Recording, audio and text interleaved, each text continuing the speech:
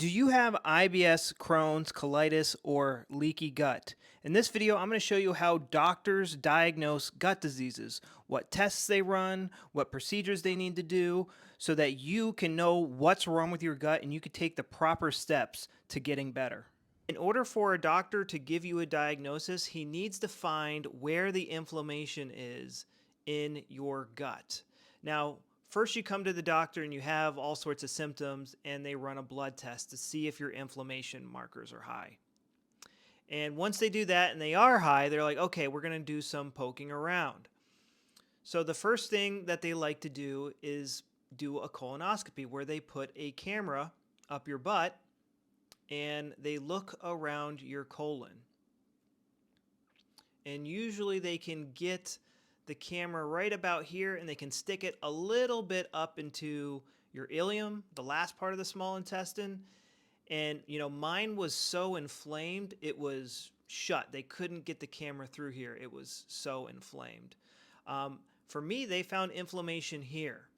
And that could be diagnosed as sigmoiditis or colitis or ulcerative colitis. So colitis is just inflammation of the colon. And if it's ulcerative, if they see ulcers, they call it ulcerative colitis. If all of the colon is inflamed, they call it pancolitis. And all they need to do is a colonoscopy and they will see what's going on there. Another thing they will do is a biopsy.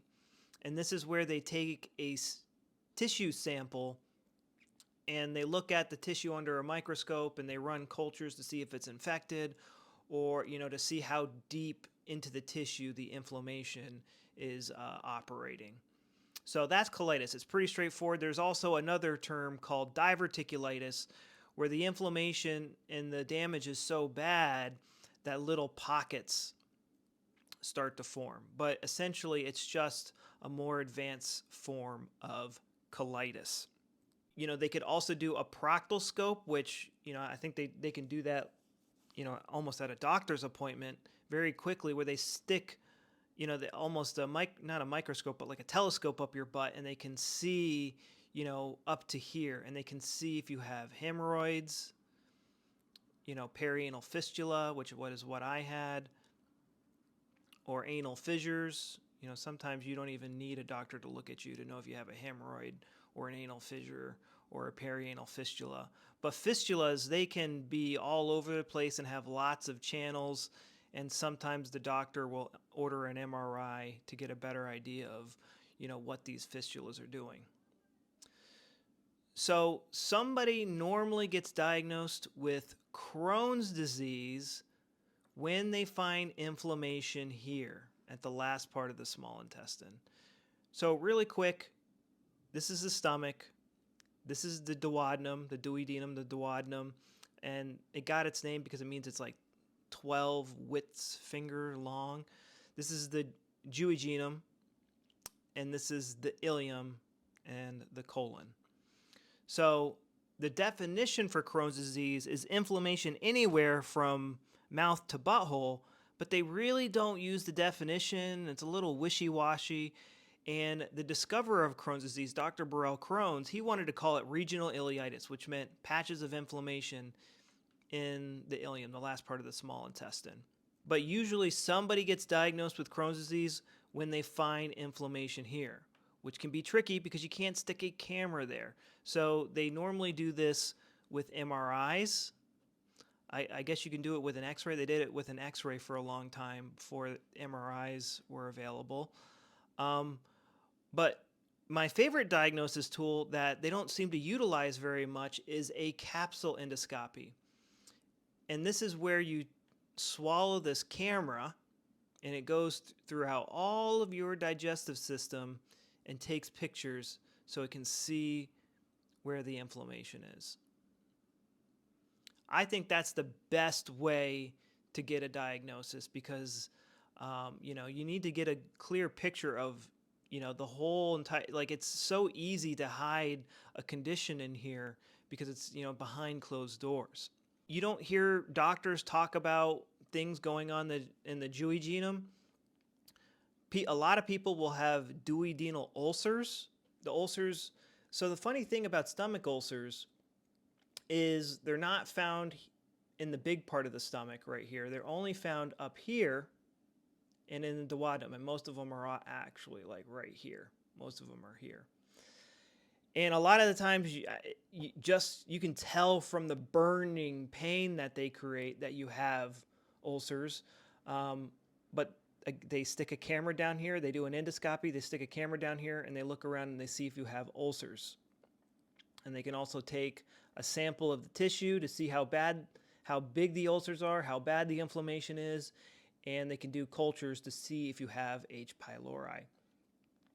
The problem with a lot of these testing procedures, 1 month you could feel great, the other month you could feel really bad. You go to the doctor, and it's going to take them 2 to 3 months to schedule you in to do these appointments. And by the time you get tested, this could heal or it could not heal. It depends on what the root cause of the disease is doing.